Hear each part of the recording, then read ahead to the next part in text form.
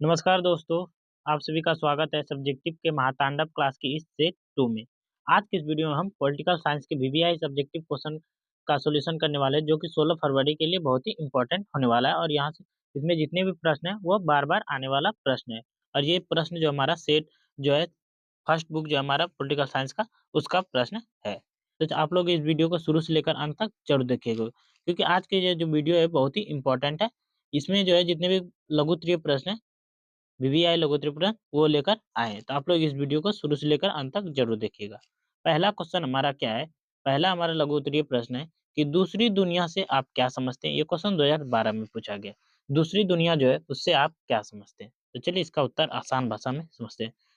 द्वितीय विश्व युद्ध के पूर्व यूरोप के वे देश जो सोवियत संघ के प्रभाव में आ गए, दूसरी दुनिया कहलाए। देखिए, द्वितीय विश्व युद्ध के पूर्व जो है, दु दु मतलब कि द्वितीय विश्व युद्ध के पहले जो है, वे देश जो कि सोवियत संघ के प्रभाव में आ गए, वो क्या कहलाए? वह दूसरी दुनिया कहलाए।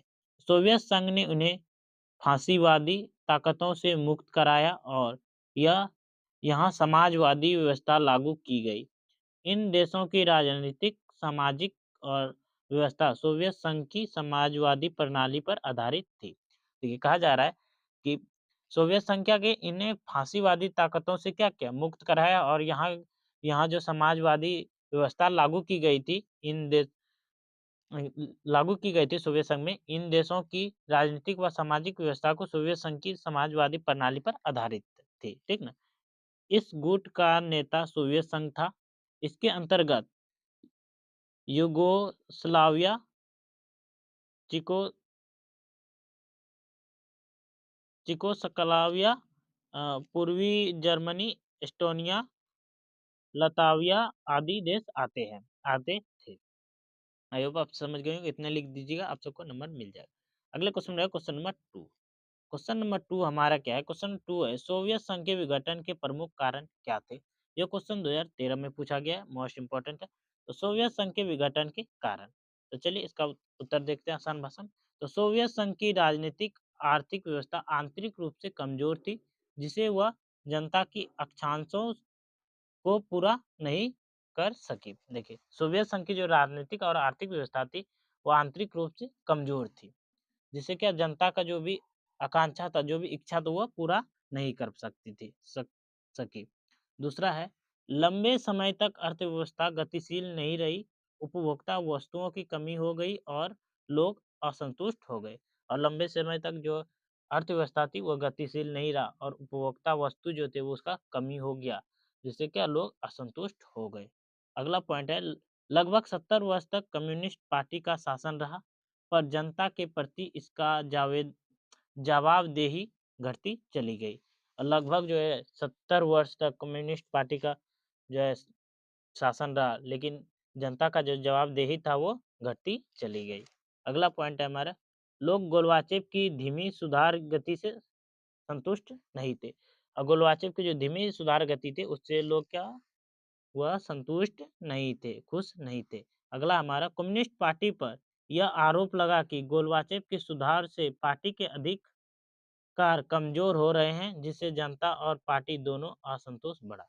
देखिए, कम्युनिस्ट पार्टी पर यह आरोप लगने लगा कि गोलवाचेव जो थे, मिखाइल गोलवाचेव के सुधारों से पार्टी के अधिकार कमजोर हो रहे हैं, जिससे जनता को और पार्टी दोनों में असंतोष बढ़ा। ये थे आंसर इसका। अगला क्वेश्चन हमारा है मोस्ट इम्पोर्टेंट, कि शॉक थेरेपी के आर्थिक परिणाम का वर्णन करें। मोस्ट इम्पोर्टेंट क्वेश्चन है, वीवीआई, ठीक ना, लिख लीजिए। तो चलिए इसको उत्तर देखते हैं। शॉक थेरेपी के आर्थिक परिणाम। शॉक थेरेपी से पूर्व सोवियत संघ के खेमे के देश की अर्थव्यवस्था जो थी वह चरमरा गई और लोगों को बेहतर जीवन की अपेक्षा बर्बादी का सामना करना पड़ा। देखिए, शॉक थेरेपी से पहले जो है सोवियत संघ के खेमे के देशों की अर्थव्यवस्था क्या है? चरमरा गई और लोगों को बेहतर जीवन जीने की अपेक्षा क्या हुआ? बर्बादी का सामना करना पड़ा। अगला पॉइंट है हमारा, अधिकांश देशों में पूरा पूरा औद्योगिक ढांचा जो पहले सरकार के नियंत्रण में था, अस्त-व्यस्त हो गया, क्योंकि इसे निजी हाथों में बेचा गया। देखिए, अधिकांश देशों में क्या हुआ? पूरा जो औद्योगिक ढांचा था वो जो पहले सरकार के हाथों में था, लेकिन बाद में क्या किया, वो निजी निजी हाथों में देने के बाद क्या न अस्त व्यस्त हो गया। अगला हमारा क्या है, उद्योग और औद्योगिक संस्थानों का कम कीमत पर निजीकरण हुआ, जिसे इतिहास की सबसे बड़ी गैराज सेल कहा गया। देखिए, उद्योग और औद्योगिक स्थानों का काम जो है कम कीमत पर निजीकरण हुआ, जिससे क्या हुआ? इतिहास की जो सबसे बड़ी गैराज सेल कहा गया। अगला पॉइंट हमारा, सामूहिक खेती के समाप्त होने से खाद्य सुरक्षा खत्म हो गई और देशों को खाद्य आयात करना पड़ा। देखिए, सामूहिक खेती के समाप्त होने के कारण क्या हुआ कि वहाँ जो खाद्यान्न जो फसल होता है उसका सुरक्षा क्या हो खत्म हो गई और दोनों देशों के बीच के जो खाद्यान्न का क्या आयात करना पड़ा। निजीकरण व निजी संपत्ति की व्यवस्था से समाज में माफिया वर्ग का उदय हुआ और निजीकरण व निजी संपत्ति की व्यवस्था से क्या हुआ, समाज में माफिया वर्ग का उदय उदय हुआ आ गया। पूंजीवादी व्यवस्था अपनाने से अमीर गरीब की खड़ाई बढ़ी और गरीब से असंतोष बढ़ा। गरीब में क्या हुआ, असंतोष बढ़ गया। अब आप सब समझ गए होंगे, अच्छे से लिख लीजिएगा, बढ़िया से याद हो जाएगा, बहुत ही आसान भाषा में आंसर है। ठीक है, अगला क्वेश्चन है क्वेश्चन नंबर 4, शॉक थेरेपी का अर्थ क्या है? क्या यह साम्यवादी से पूंजीवादी की ओर संक्रमण का सबसे बड़ा बेहतर तरीका था? ठीक है, चलिए इसका आंसर देखते हैं आसान भाषा में। चलिए उत्तर, शॉक थेरेपी का शाब्दिक अर्थ है आघात पहुंचाकर उपचार करना। साम्यवाद से पूंजीवाद की ओर संक्रमण के लिए विश्व बैंक और अंतर्राष्ट्रीय मुद्रा कोष द्वारा समझाए गए इस मॉडल को शॉक थेरेपी कहा गया। देखिए, कहा गया है कि आघात पहुंचाकर उपचार करना साम्यवादी से पूंजीवादी की ओर और संक्रमण के विश्व बैंक और अंतर्राष्ट्रीय मुद्रा कोष द्वारा समझाए गए। ठीक ना, कि इस मॉडल को क्या कहा जाता है, शॉक थेरेपी कहा जाता है। इसमें सरकारी नियंत्रण समाप्त करा, निजीकरण, उदारीकरण और मुक्ति व्यापार को अपनाने पर जोर दिया गया। देखिए, इसमें जो है शॉक थेरेपी में सरकारी नियंत्रण जो था वो उसको समाप्त कर दिया गया और निजीकरण और उदारीकरण और मुक्ति व्यापार को अपनाने पर क्या जोर दिया गया। माना गया कि यह संक्रमण का सबसे तेज तरीका है, पर इसे सामाजिक आर्थिक समस्या भी बढ़ी और इससे क्या हुआ, सामाजिक आर्थिक समस्या क्या और भी बढ़ गई। आई होप आप सब समझ गए। अगला क्वेश्चन हमारा मोस्ट बीबीआई क्वेश्चन, सोवियत प्रणाली क्या है? मोस्ट इंपॉर्टेंट है बीबीआई, तो याद कर लीजिएगा। ठीक, इसका उत्तर देखते हैं आसान भाषा में। 1917 की समाजवादी क्रांति के बाद रूस से सोवियत प्रणाली विकसित हुई। ठीक है, ये कहा जा रहा है कि 1917 की समाजवादी क्रांति के बाद रूस में जो है सोवियत प्रणाली का क्या हुआ, विकास हुआ। इसका उद्देश्य पूंजीवादी और निजी संपत्ति का अंत कर समानता पर आधारित समाज की स्थापना करना था और इसका उद्देश्य था कि पूंजीवादी और निजी संपत्ति का अंत कर समानता पर आधारित समाज का क्या है, स्थापना करना है। इसमें समाजवादी अर्थव्यवस्था लागू की गई, पंचवर्षीय योजनाएं चलाई गई और राज्य के नियंत्रण में उत्पादन व वितरण की व्यवस्था की गई। देखिए, इस इसमें जो है समाजवादी अर्थव्यवस्था को लागू की गई थी सोवियत प्रणाली में और पंचवर्षीय योजना चलाई गई और राज्य के नियंत्रण में उत्पादन व वितरण की व्यवस्था की गई। आई होप आप समझ गए होंगे। अगले क्वेश्चन हो क्वेश्चन नंबर 6, यह भी क्वेश्चन मोस्ट इंपॉर्टेंट है, बीबीआई है, आप लोग याद कर लीजिएगा। सार्क के क्या उद्देश्य है? सार्क का निर्माण निम्नलिखित उद्देश्यों के प्राप्ति के लिए किया गया था। सार्क का निर्माण क्यों किया गया था? तो निम्नलिखित उद्देश्यों के लिए। तो चलिए, पहला क्या है, दक्षिण एशिया में जन समुदाय के कल्याण के लिए कार्य को बढ़ावा देना, इसलिए किया गया था। अगला है, क्षेत्रीय देशों में सामाजिक आर्थिक विकास की प्रक्रिया को तेज करना। अगला है हमारा अगला पॉइंट है, लोगों के जीवन स्तर को ऊंचा उठाना। अगला है, व्यक्ति की क्षमता का विकास करना। अगला है, सदस्यों में आत्मनिर्भर आपसी आपसी विश्वास और सद्भाव बढ़ाना।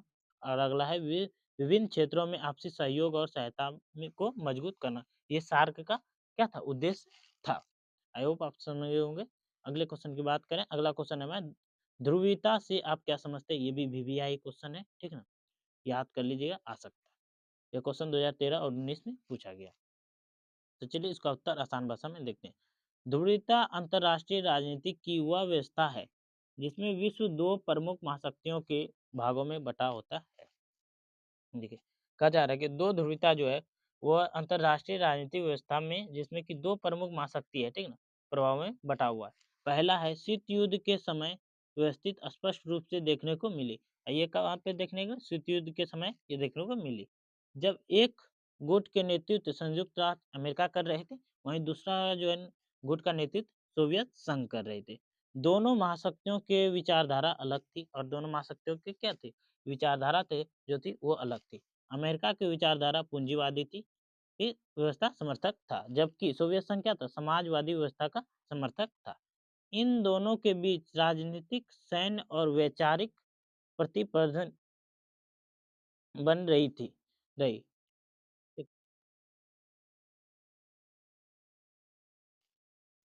दोनों देशों ने अपने-अपने सैन्य और राजनीतिक गठबंधन बनाए, जिससे विश्व राजनीतिक पर उनका क्या गहरा प्रभाव पड़ा। इसी दो शक्तियों पर आधारित को दो ध्रुवीयता कहा जाता है। देखिए, कहा गया कि दो जब दो महाशक्तिशाली कहाँ देखा गया, शीत युद्ध के, जब शीत युद्ध का समय चल रहा था। एक तरफ का नेतृत्व कर रहा था अमेरिका, दूसरा तरफ सोवियत संघ, ठीक ना। अमेरिका जो था वह पूंजीवादी विचारधारा को समर्थक थे और वहीं जो सोवियत संघ थे वह समाजवादी विचारधारा के समर्थक थे। इन दोनों के बीच राजनीतिक और सैन्य और वैचारिक जो है प्रतिस्पर्धा था वो बन रही थी। दोनों देशों ने अपने-अपने सैन्य और राजनीतिक गठबंधन बनाया। दोनों दोनों देशों ने क्या अपने सैन्य और राजनीतिक गठबंधन बना लिए, जिससे विश्व राजनीतिक पर गहरा प्रभाव पड़ा और इससे क्या हुआ, विश्व जो राजनीतिक था उस पर गहरा प्रभाव पड़ा। इसी दो शक्तियों पर आधारित व्यवस्था को क्या कहा जाता है, दो ध्रुवीयता कहा जाता है। अगला क्वेश्चन है हमारा क्वेश्चन नंबर 8। एक ध्रुवीयता से आप क्या समझते हैं? ये क्वेश्चन भी मोस्ट वीवीआई देख लीजिए कितना बार पूछा गया है। चलिए इसका देख लेते हैं आंसर आसान भाषा में, ठीक ना। एक ध्रुवीयता उस अंतरराष्ट्रीय व्यवस्था को कहा जाता है जिसमें विश्व राजनीतिक पर केवल एक ही महाशक्ति का प्रभुत्व हो, एक ही महाशक्ति का दबदबा हो और इसके बराबर कोई दूसरी शक्ति नहीं होती है। को एक ध्रुवीयता इस व्यवस्था में वह शक्ति राजनीतिक, आर्थिक और सैन्य सांस्कृतिक क्षेत्रों में निर्णायक भूमिका निभाती है। 1991 में सोवियत संघ के विघटन के बाद शीत युद्ध की समाप्ति हो गई और संयुक्त राज्य अमेरिका विश्व की सबसे शक्तिशाली देशों के रूप में उभरा। कहा जा रहा है कि जो है 1991 में सोवियत संघ के विघटन के बाद और शीत युद्ध की समाप्ति हो गई और और जो संयुक्त राज्य अमेरिका है वो विश्व की जो है सबसे शक्तिशाली देश बनकर उभर गया, ठीक ना। इसके बाद अमेरिका ने वैश्विक राजनीतिक, अंतर्राष्ट्रीय व्यापार, सैन्य संगठन और अंतर्राष्ट्रीय संस्थाओं पर गहरा प्रभाव डाला। इसी कारण शीत युद्ध के बाद के काल को एक ध्रुवीयता विश्व व्यवस्था कहा जाता है। आई होप आप समझ गए होंगे। अगले क्वेश्चन की ओर है। अगला क्वेश्चन है हमारा मोस्ट मोस्ट इम्पोर्टेंट है, एक ध्रुवीयता, दो ध्रुवीयता और बहुत ध्रुवीयता का अंतर स्पष्ट करें। ये भी क्वेश्चन वीवीआई है, ठीक है। तो चलिए इसका उत्तर आसान भाषा में देखते हैं। विश्व राजनीतिक में शक्ति के बंटवारे के आधार पर अलग अलग प्रकार की व्यवस्थाएं बनती है। पहला, एक ध्रुवीयता वह स्थिति है जब पूरे विश्व केवल एक ही महाशक्ति का प्रभुत्व होता है और उसके बराबर कोई दूसरी शक्ति नहीं होती है। शीत युद्ध के बाद अमेरिका का प्रभाव एक ध्रुवीयता का उदाहरण है। अगला हमारा है दो ध्रुवीयता। उस व्यवस्था को कहते हैं जिसमें दो महाशक्ति विश्व राजनीति को नियंत्रित करती है।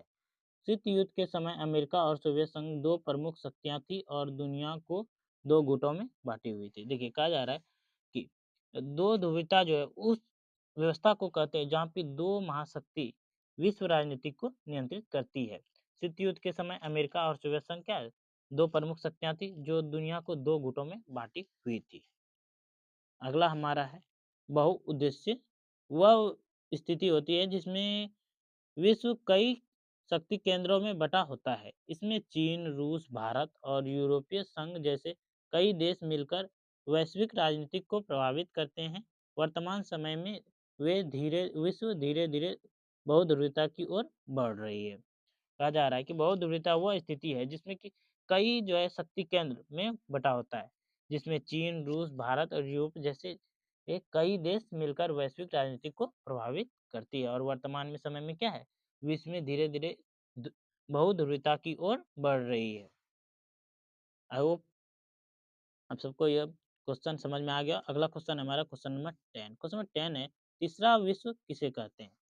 तीसरा विश्व जो है वो किसे कहते हैं? तो चलिए इसका उत्तर आसान भाषा में, विश्व युद्ध के दौरान जो देश ना तो अमेरिका के गुट में थे और ना ही सोवियत संघ के गुट में शामिल हुए, उन्हें तीसरा दुनिया या तीसरा विश्व कहा जाता है। देखिए, तीसरा दुनिया या तीसरा विश्व, सोवियत संघ के दौरान सॉरी शीत युद्ध के दौरान जो देश ना तो अमेरिका में जुट गए और ना ही सोवियत संघ के गुट में शामिल हुए, उन्हें तीसरा दुनिया या तीसरा विश्व कहा जाता है। ये देश सामान्यतः विकासशील, निर्गुट और आर्थिक रूप से पिछड़े माने जाते हैं। आई होप आप समझ गए होंगे। बहुत ही इंपॉर्टेंट क्वेश्चन था। तो आप लोग, यदि आप लोग वीडियो अच्छा लगा आप लोगों को, आप लोगों कमेंट जरूर कीजिएगा और ज़्यादा से ज़्यादा बच्चों को शेयर जरूर कीजिएगा। चलिए मिलते हैं अगले वीडियो में। जय हिंद, जय भारत।